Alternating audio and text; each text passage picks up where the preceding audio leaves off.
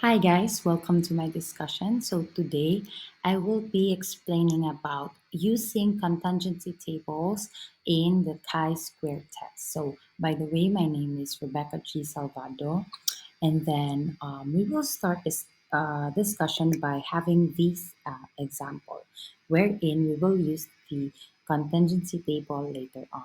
So this is to determine if somebody's gender has any influence on the political party that they support. So based on this table, the researchers asked a group of 100 people, in total of 100, which are male and female, and they were asked if they are Republican, Democratic, or another political party. So the first thing I would like to do is to calculate the total number in each row and in each column.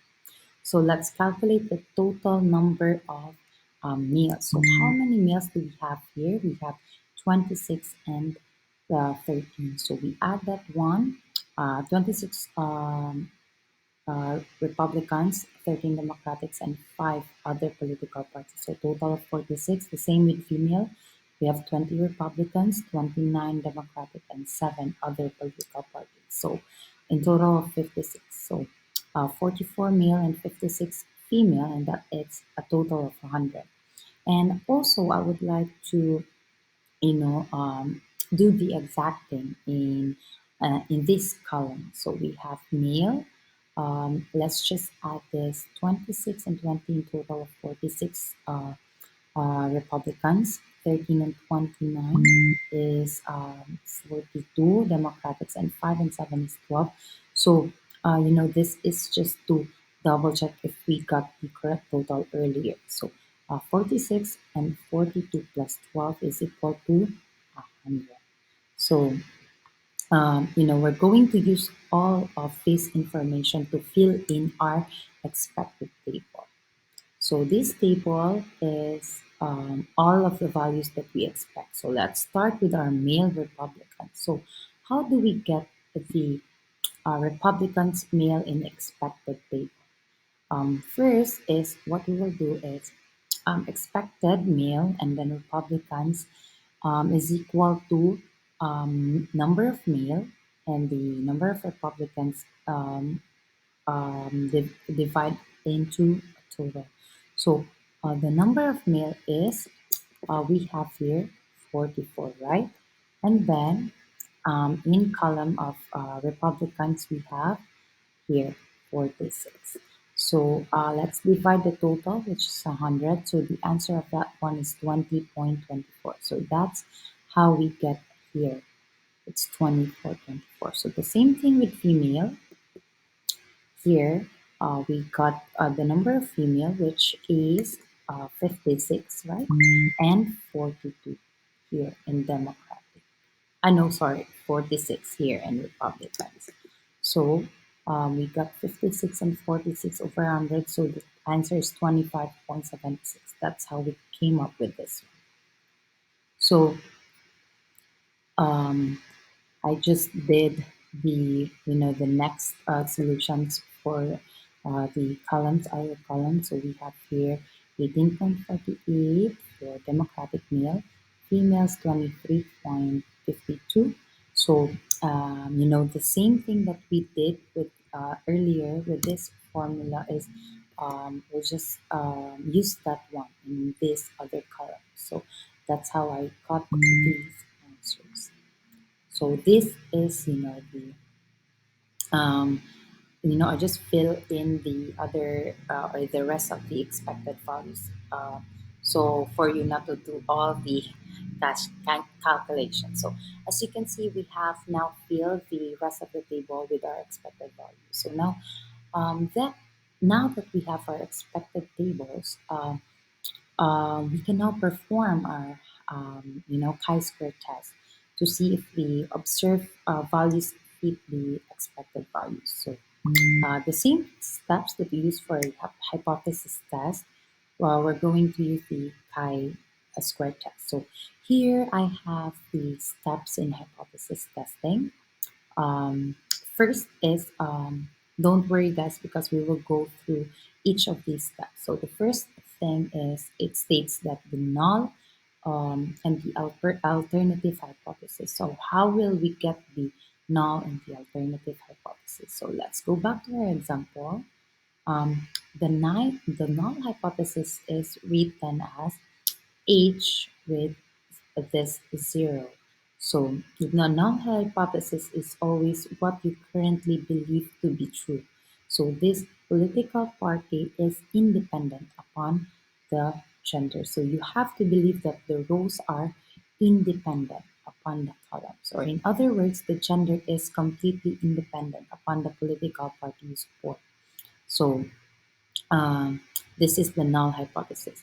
So the political party is independent upon the gender. So the gender, ang ginamin lang dito, ang gender is wala siyang influence sa political party na yung ginasupport. So now let's state our alternative hypothesis. You can see that it is always written in H sub 1. So it doesn't matter, which one you will use. And then, in this alternative hypothesis, it is always the opposite of the null hypothesis. So since the null hypothesis states the political party is independent upon gender, the alternative hypothesis must be political party is dependent upon gender, which means that your gender does influence which political party you support. So now we have the null hypothesis and the alternative hypothesis. So these two is always opposite.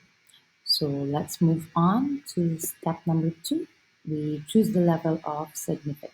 So in choosing the level of significance, it is nothing more than the area in here in the data. So by drawing a picture of a curve with a chi-square distribution, so here's a picture of a chi-square distribution table. So sometimes it looks like a bit, let's go back here. So sometimes it looks like a bit different depending upon your degrees of freedom. But the purpose of this, video, this curve will just be fine. So I just do this. I just did this for the sake of like an example.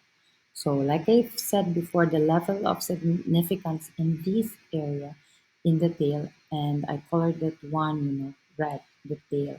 So it's zero point 0.5. I've chosen zero point 0.5 is not really, it's already given. So um, I just made that one up. It's zero point 0.5 here. Um, so you can, if it's not given to you, you can choose your level of significance. That's our second step. And, it's usually between a value of zero point 0.1 or zero point 0.5. And then the lower the value, the more significant your result. So I'm going to pick a level of significance, which is this zero point 0.5. So why is this area in the tail so important? It's because this is what we call the rejection region. Once again, this area in red, the tail is our rejection region. And the reason why this rejection region is so important because it allows us to make a conclusion at the end of our test. And when we are going to perform a test and we're going to get the value. And if this value happens to fall in the rejection region, that means that we can reject the null hypothesis. So which states, the null hypothesis earlier states that the political party is independent upon the gender. So if it falls in this area, then we can accept the alternative, which states that the political party is dependent upon the gender. So this rejection region allows us to make a conclusion at the end of our test. So now that we have our level of significance, we're ready to move on to the step number 3. So the step number 3 is um, to find the critical value. So how can we find the critical value? Um, we can find the critical value by, let's go back to our example on this one. So this point which separates, the tail from the rest of the curve. let's this is what we call the critical value. Okay, so this point, which separates the tail from the rest of our curve, um, the critical value is it is we gonna use the zero point 0.5 as our critical value. So we will be looking for the value of this one. So how can we get the critical value? Since we have, let me just, um, so we had, to get the critical value, we need to get first the degree of freedom.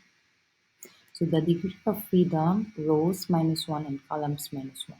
Since we have how many rows? We have one, two, three rows, right? Okay. And then,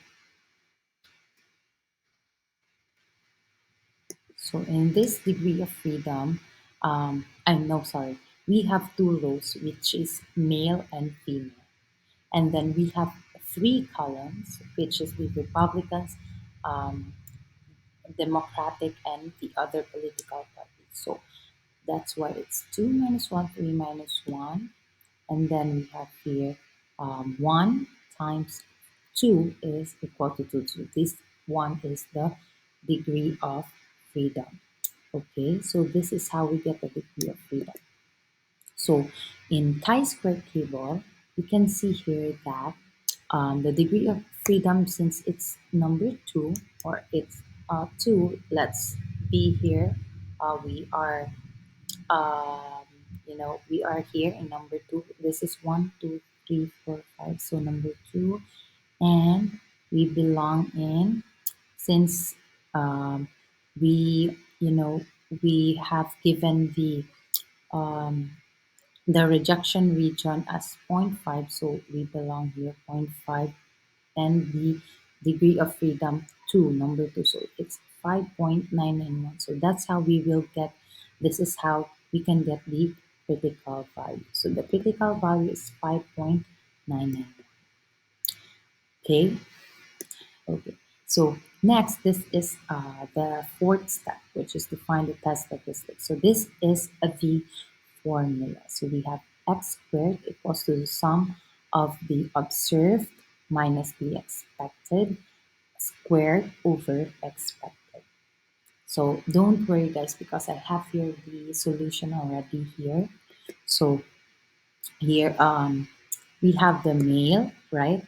Observed is here 26. That's why it's not 26 here.